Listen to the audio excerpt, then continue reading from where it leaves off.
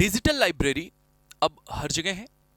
हर गांव में, हर शहर में आपको एक ऐसा प्लेस मिल जाएगा जहां स्टूडेंट्स जाते हैं, जहां एस्पिरेंट्स जाते हैं तैयारी करने के पर्पज से। वो एग्ज़ाम की तैयारी हो, वनडे एग्ज़ाम की तैयारी हो, बोर्ड्स के एग्ज़ाम की तैयारी हो, या कोई भी गवर्नमेंट एग्ज़ाम की तैयारी हो। अब ज़्यादातर कैंडिडेट्स डिजिटल लाइब्रेरी में जाते हैं और अपना समय देते हैं एक अच्छी सफलता प्राप्त करने के लिए। तो आज थंबनेल से आपको पता चल गया होगा कि आज के सेशन में हम बात करेंगे डिजिटल लाइब्रेरी में अगर हम जाएं तो कैसे हम अपने टाइम को यूटिलाइज करें कि हमें दो गुना प्रॉफिट हो, फायदा हो, मीन्स हम समय दें और प्रॉपर बेनिफिट भी ले पाएं। तो आज के इस सेशन में आप सभी का मोस्ट वेलकम है। मैं राजीव पांडे इस मैथोलॉजी चैनल पर आज बात करूंगा डिजिटल लाइब्रेरी में जाने पर हम कैसे अपने फायदे को बढ़ा सकें। तो सबसे पहले हम ये अप्रोच समझते हैं कि डिजिटल लाइब्रेरी हम जाते किस लिए हैं। हम सबसे पहले डिजिटल लाइब्रेरी जाते हैं एक अच्छा सा एम, एक अच्छा सा सपना लेकर के, एक अच्छी सी उम्मीद लेकर के, और अपने समय का भरपूर इस्तेमाल कर सकें इसलिए जाते हैं। क्या आपने भी डिजिटल लाइब्रेरी ज्वाइन कर रखा है? अगर कर रखा है आपने डिजिटल लाइब्रेरी ज्वाइन, तो आगे आने वाले इस वीडियो में कुछ टिप्स जो हम बात करेंगे, अगर आप फॉलो करते हैं तो बहुत अच्छी बात है, और अगर आप फॉलो करते हैं तो जरूर लिखिएगा सर हम फॉलो कर रहे हैं, और अगर नहीं करते हैं तो ये टिप्स देखिएगा और उसके बाद कमेंट करके बताइएगा कि सर हम फॉलो करना स्टार्ट कर दिए। तो चलिए देखते हैं कुछ टिप्स।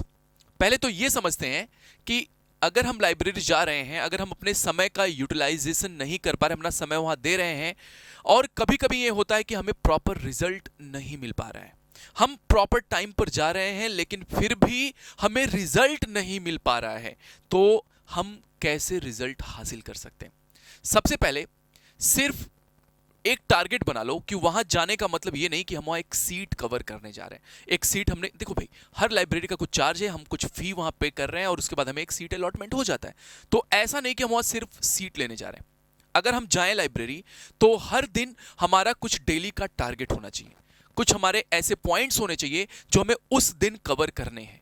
राइट, हम हर दिन जाते वक्त एक डेली टारगेट फिक्स करें, और ये काम हम वन डे प्रायर एक दिन शाम को कर सकते हैं कि कल का हमारा ये टॉपिक्स रहेंगे, आज ये चैप्टर कंप्लीट करना है। अगर इस उद्देश्य से जा रहे हैं तो आने वाले दिन में जो हम नेक्स्ट डे जाएंगे ना, हमें पता रहेगा कि आज मेरा क्लियर क्या क्या टॉपिक्स है जो हमें लाइब्रेरी में कवर करना है। तो पहला तो हो गया कि क्लियर टॉपिक्स बना करके हम लाइब्रेरी जाएं, सिर्फ सीट लेने हम वहां नहीं जा रहे हैं। नेक्स्ट, एक 50-10 रूल है जिसमें हमें कांस्टेंट 50 टाइम स्टडी करना है, और बीच में 10 मिनट्स 50 मिनट्स स्टडी करना, और 10 मिनट्स का हमें ब्रेक लेना है। अगर हम 50 मिनट्स स्टडी करते हैं, 10 मिनट्स ब्रेक लेते हैं, तो इससे क्या होगा? इससे हमारे दो फायदे हैं। पहला तो हमारा फोकस मेंटेन रहेगा, हमारा ध्यान बना रहेगा पढ़ाई में, और सेकंड जो हमारा बेनिफिट होने वाला है, हम फ्रेश फील करेंगे, हमारी फ्रेशनेस बनी रहेगी। 50-10 रूल से अगर हम लाइब्रेरी में पढ़ रहे हैं, हम 5 घंटे पढ़ रहे हैं, 6 घंटे पढ़ रहे हैं, या उससे भी ज़्यादा टाइम स्पेंड कर रहे हैं, तो जब भी हम घड़ी देखें तो 50 minutes focused study, then after 10 minutes break, उस ब्रेक में हम थोड़ा सा पानी भी पी सकते हैं। ओके, तो ये हो गए 50-10 रूल। नेक्स्ट हम बात करते हैं नो मोबाइल डिस्ट्रैक्शन। आज भी बहुत से ऐसे कैंडिडेट्स, ऐसे स्टूडेंट्स, ऐसे मेहनती बच्चे जो लाइब्रेरी ज्वाइन किए, और मोस्ट ऑफ द स्टूडेंट्स के पास मोबाइल फोन ऑलरेडी है, और वो क्या करते हैं? फोन को साइलेंट मोड में करते हैं। साइलेंट मोड में किसके लिए करते हैं? कि यहां हम आए हैं लाइब्रेरी में तो बाकी बच्चों को इसके रिंगटोन से डिस्टरबेंस ना हो। लेकिन मेरे बच्चे, मेरे होनहार विद्यार्थियों, मेरे कल के उज्जवल भविष्य बनाने वाले निर्माताओं, एक बात याद रखो कि ये आपने जब फोन को साइलेंट मोड में किया, इससे बाकी तो डिस्टर्ब नहीं होंगे, लेकिन फिर भी आप डिस्टर्ब हो जाओगे, क्योंकि वो वाइब्रेशंस, वो रिंगटोन तो नहीं है, लेकिन वो आपका अटेंशन अभी भी फोन पर बना रहे। तो मैं बताऊं, आप जब भी लाइब्रेरी जाओ ना, क्लियर बोल दो कि मैं भाई वहां अपने सपने पूरे करने जा रहा हूं, लाइब्रेरी में मैं घूमने नहीं जा रहा हूं। मेरा एक काम है, इतने से इतने टाइम तक मैं लाइब्रेरी में रहता हूं, मेरा फोन साइलेंट नहीं, मेरा फोन फ्लाइट मोड में रहेगा। मुझे फोन को फ्लाइट मोड में रखना है कि उसमें कोई नोटिफिकेशंस ही ना आए, और जब नोटिफिकेशन नहीं आएंगे ना, तो इससे बाकी के डिस्टरबेंस का आप जितना ख्याल रख रहे हो, अपने डिस्टरबेंस का भी रखो।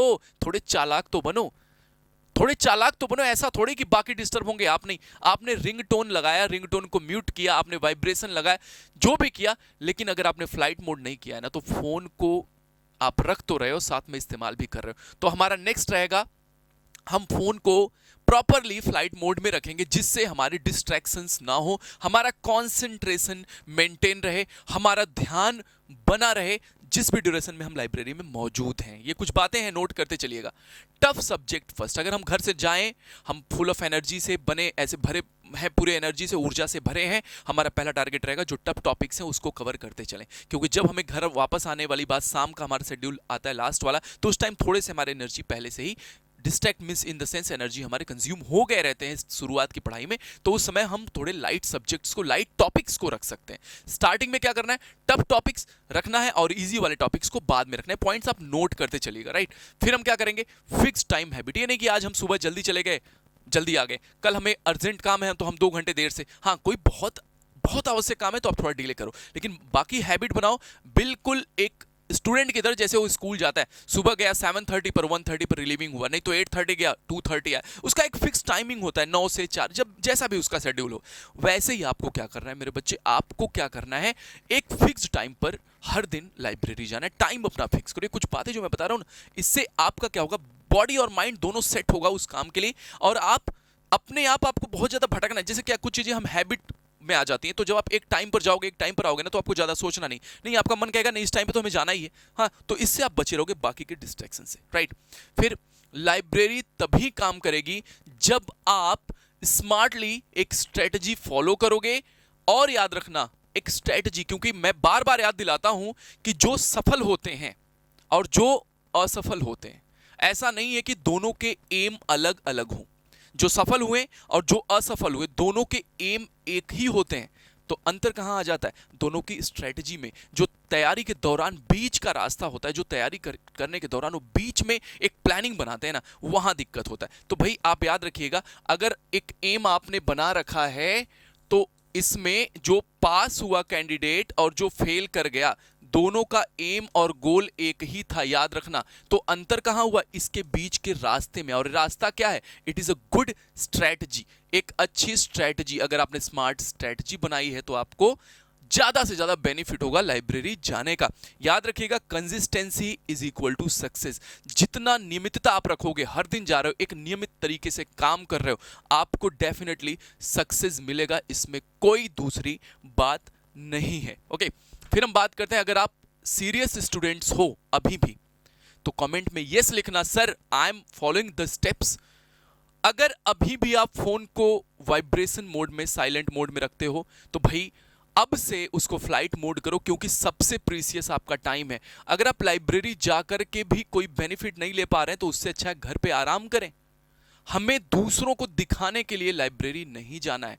हम जानते हैं बहुत से बच्चे लाइब्रेरी जाते हैं, तो लाइब्रेरी जाने के बाद भी आप ज्यादा से ज्यादा टाइम यूटिलाइज कर सको, ये मेरा इंटेंशन है। हाँ, ऐसी ही और भी बातें मैं आपके साथ शेयर करता हूं इस मैथोलॉजी के ऑफिशियल प्लेटफॉर्म पर। मैं लाइव क्लासेस देता हूं बाकी बच्चों को मैथ्स की। अगर आपको लाइव सेशन अटेंड करना है, आपके अगल बगल कोई बच्चा है, उसको जरूर सजेस्ट करिएगा। सबसे बड़ी बात मेरे बच्चे, आप अभी भी अगर समझ गए तो बहुत देर नहीं हुई है। ऐसे ही और मोटिवेशनल टॉपिक्स के साथ, ऐसे ही और रियल लाइफ प्रॉब्लम्स को सॉल्व करने के टेक्निक और टिप्स के लिए हम यहां बने हैं। अगर आपको कोई प्रॉब्लम है, आप जरूर कमेंट करके बताइए। हम फिर मिलेंगे नेक्स्ट टॉपिक के साथ, तब तक बने रहिए मैथोलॉजी के साथ, जुड़े रहिए मैथोलॉजी के साथ। Thank you so much, take care yourself, stay healthy, stay blessed. जय हिंद टू ऑल।